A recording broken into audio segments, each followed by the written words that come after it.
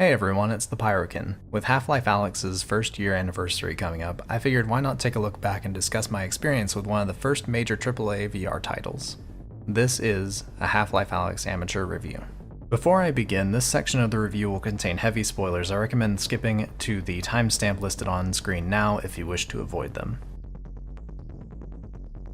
For those of us that have played through the full game, this prequel to the events of Half-Life 2 fits fairly neatly into the Half-Life universe without much need for retconning.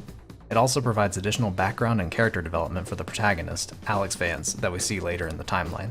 I personally found the additional lore on the characters and universe very helpful in understanding the progression of the Combine's presence on Earth and the buildup of the Resistance. This new information has brought me further anticipation for what will happen in the events succeeding Half-Life 2 Episode 2, especially now that Alyx has saved her father Eli and is placed in stasis from that point on. Overall, I am satisfied with the character development, plotline, answers, and cliffhangers we've been given throughout the story. The only question I have left is, who was the woman speaking to the Combine advisor in the final act before bringing down the vault? She clearly has knowledge of what G-Man is and what they are capable of. Firstly, welcome back to those viewers that skipped the spoilers. I hope you've kept yourself in the dark well enough. Now let's discuss gameplay. Unsurprisingly, Valve has made its use of the index controllers very intuitive. Both blink and smooth locomotion are easy to handle, and weapon handling is simple enough to understand after a few minutes of gunplay. Occasionally I would mess up and eject ammo when I meant to press the easy cock button, but I chalked that up to being too stubborn to physically use the pistol slide.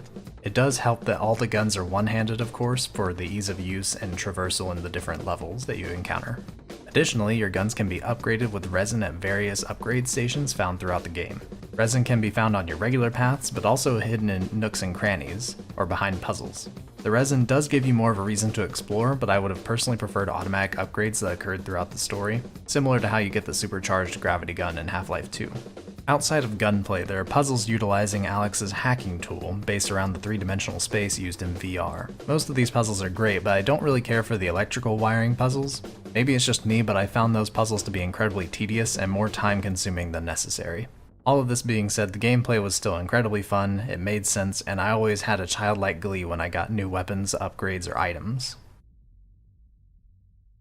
Looking to environments, they helped to break up the monotony of constantly shooting and doing puzzles, and they were very interesting and interactive. With the possibility of finding resin, you can easily spend more time than needed hunting in each area. This can indirectly help you find more lore about the Half-Life universe than you'd expect, which is nice. Every chapter has a somewhat unique environment, even though you never really leave the city. This is achieved with different amounts of alien flora, fauna, and Combine presence. You can be in a regular battleground outside the Northern Star Hotel, but get into what is basically a horror game inside that same hotel. The sound design and soundtracks in these areas are also incredible, and pair very well with the Valve Index headset.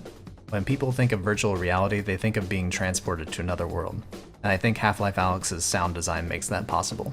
Additionally, Russell makes for great comic relief no matter the level you're in. Without Russell's commentary on your environment, the game would have been much duller and feels slightly empty. There's definitely a bunch of old bottles in here. Does alcohol go bad? It only improves. It's all good, Alyx.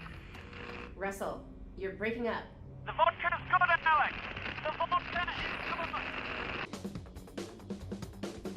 good. Moving on to my final thoughts. Half-Life Alyx was developed with meticulous care and it shows. Even if I didn't get it with my Valve Index order, I would have likely paid full price for it. This entry into the Half-Life series is exactly what was needed to revive the fan community and get more anticipation for a sequel installment to the timeline, not to mention the amount of VR gamers the title has made. Ultimately, Half-Life Alyx is a solid title from a solid series, and I think it lives up to the hype. If you want a review score, take a 10 out of 10. It's hard to say that it's less than that without nitpicking. Well, those are my personal thoughts on Half-Life Alyx. If you liked this video, feel free to leave a like. If you disliked it, dislike it. If you have any suggestions, feel free to leave me a comment. And if you want to see more content like this, feel free to subscribe. If you want to hear about my experience with the Valve Index, you can check out the link in the top right corner of this video now. Thanks for watching and have a good day. Bye bye.